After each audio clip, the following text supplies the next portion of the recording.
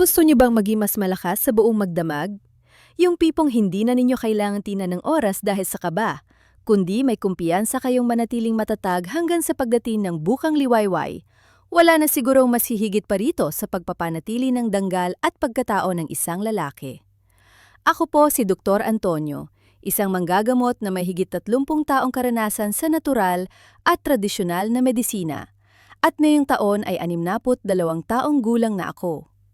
Sa aking klinika, marami ang lumalapit na mga gino na may ganitong suliranin. Sinasabi nila, "Dok, sumubok na ako ng mga mamahaling bitamina mula sa botika. Uminom na rin ako ng mga herbal na alak, pero tila walang talab." Karamihan sa kanila ay nakayuko at bumubulong nga lamang dahil sa hiya. Ngunit ang totoo, ang solusyon ay hindi naman ganoon kalayo. Sa katunayan, sa loob mismo ng ating tahanan, sa isang simpleng inumin na madalas nating makita sa hapag, doon nakatago ang sikreto sa muling pagpukaw ng nawalang lakas ng isang lalaki. Kapag usapang stamina o lakas, ang unang naiisip ng mga tao ay mga pambihirang ugat kahoy o mamahaling suplemento.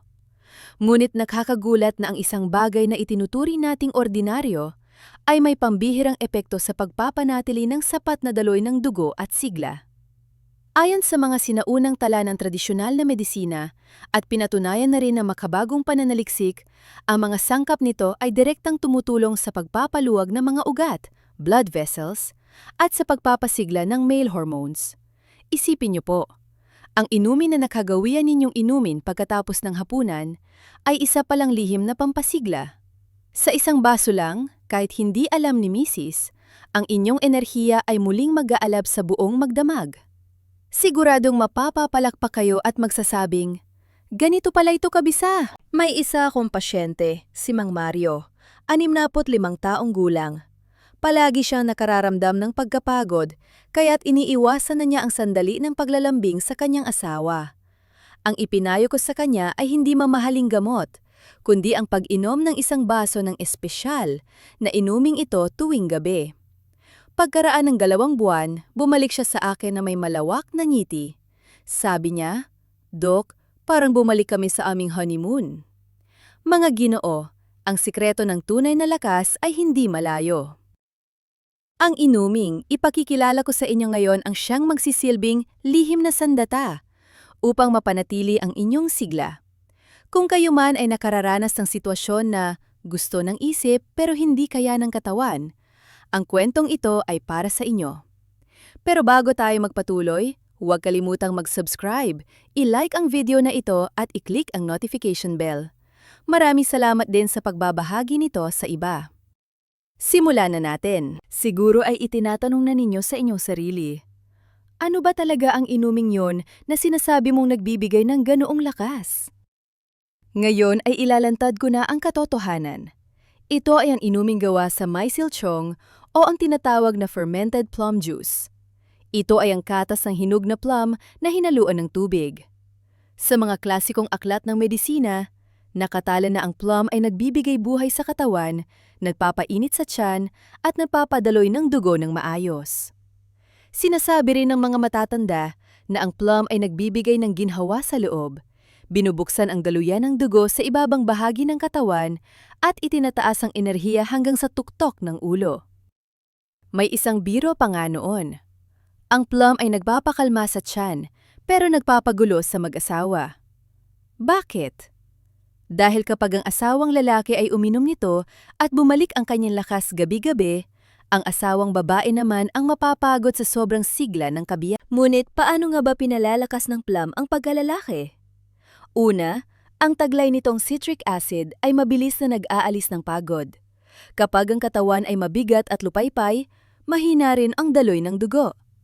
Tinutulungan ng plum na tunawin ang lactic acid sa katawan upang gumaan ang pakiramdam at maging swab ang sirkulasyon.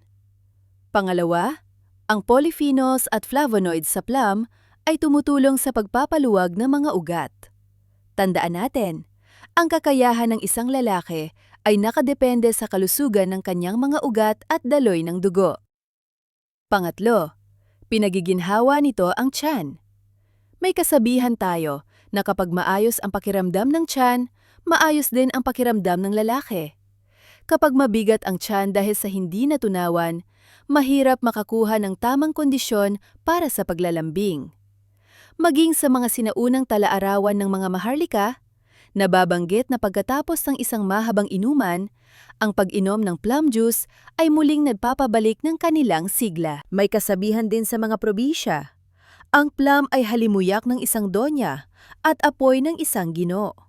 Ibig sabihin, nagbibigay ito ng ginhawa at naglulunsad ng bagong ninyas ng init sa katawan. Marami na akong nakitang ebidensya nito sa aking mga pasyente.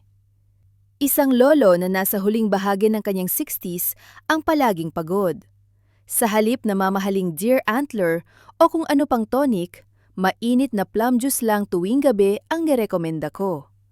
Pagkalipas ng 2 buwan, sabi niya, "Dok, ngayon ang asawa ko na ang nagsasabing magpahinga naman daw ako." Ngunit hindi lang doon nagtatapos ang lahat. Sa tradisyonal na medisina, mahalaga ang tamang kombinasyon o pairing. Tulad ng balanse ng yin at yang, mas nagiging makapangyarihan ang isang sangkap kung may kasama itong bubuo sa kanyang kakulangan. Kailan at paano ba ito dapat inumin? Pinakamainam itong inumin 30 minuto matapos ang hapunan, kapag ang katawan ay relax na. Huwag itong inuming sobrang lamig dahil baka manigigas ang inyong tiyan. Mas maganda kung maligamgam na tubig ang ipanghahalo sa plum extract. Ang sapat na dami ay 1 baso, 150 hanggang 200 mililitro. Huwag maging sakim. Hindi dahil marami kang ininom ay mas bibilis ang epekto. Gawin itong regular, 4 hanggang 5 beses sa isang linggo, dahil ang tunay na lakas ay nagmumula sa unti-unting pagbabago ng inyong sirkulasyon. Para sa mas matinding epekto, narito ang mga lihim na sangkap na maaari ninyong ihalo. Hiwa ng luya. Ang asim ng plum at ang anghang ng luya ay nagpapainit sa puson at nagdadala ng dugo sa ibabang bahagi ng katawan. Pinapalambot nito ang mga ugat para mas matagal ang inyong tatag. Kurot ng kanela, cinnamon powder. Ang kanela ay nagpapabilis ng daloy ng dugo at nagpaparelax sa isipan. Napakaganda nito para sa mga lalaking pinanghihinaan dahil sa sobrang stress o kaba. Para na rin itong natural na Viagra, hiniwang dates, jujube. Ito naman ay pampalakas ng puso at pampadami ng dugo. May biro pa nga na kapag ang plum ay hinaluan ng dates, siguradong magkakagulo sa ilalim ng kumot. Ang kombinasyon ng luya, kanela at dates ay madaling mahanap sa palengke o supermarket. Pero ang bisa nito kapag pinagsama-sama ay hindi biro. Ang plum ay mag-aalis ng pagod. Ang luya ay magpapakilo sa enerhiya, ang kanela ay magpapalawak ng ugat, at ang dates ay magpupuno ng lakas. Para kayong may sariling hukbo na sumusuporta sa inyong pagkalalaki. Isang 70 taong gulang na pasyente ang sumubok nito, at pagkalipas ng 2 buwan ay nagpahayag, "Dok, hindi na pag-uwi mula sa trabaho ang inaabangan ko, kundi ang makita ang ngiti ng asawa ko sa gabi." Ang maliliit na gawi na ganito ay kayang baguhin ang pagsasama ng mag-asawa. Gayunpaman, paalala lang po, ang lahat ng sobra ay masama. Una, huwag uminom ng sobra dahil ang plum ay maasim at baka humapdi ang inyong sikmura, lalo na kung may acid reflux kayo. Pangalawa, mag-ingat sa asukal. Ang mga nabibiling plum extract ay matamis, kaya kung kayo ay may diabetes, kontrolin ang dami o gumamit ng stevia. Pangatlo, kilalanin ang inyong katawan. Kung kayo ay pasmado o laging malamig ang mga kamay at paa, dapat itong inuming mainit. Pang-apat, kung kayo ay may iniinom na gamot sa high blood o diabetes, kumonsulta muna sa inyong doktor, dahil ang inuming ito ay may direktang epekto sa daloy ng dugo. Higit sa lahat, huwag umasa sa inumin lamang.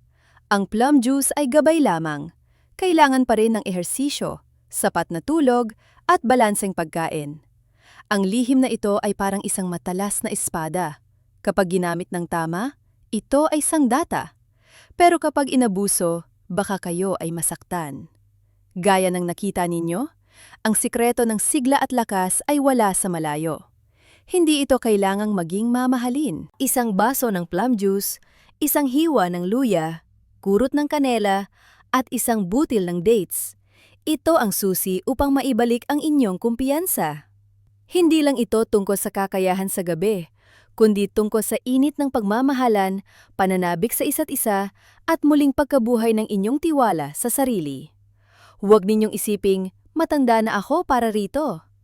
Ang edad ay numero lamang, at ang katawan ay muling sisigla basta't inaalagaan ito. Simulan ninyo ito ngayon at damhin ang pagbabago. Kung mayroon kayong karanasan o katanungan, huwag mag-atubiling mag-comment sa ibaba. Ang inyong kwento ay maaring maging inspirasyon sa iba. Muli, para sa mas marami pang tips tungkol sa kalusugan at sigla, i-subscribe ang channel na ito, i-like at i-share. Malaking tulong ito upang makapaghatid pa ako ng mas maraming kaalaman. Ipinapanalangin ko ang inyong masiglang gabi at malusog na pangangatawan. Maraming salamat sa inyong panunood.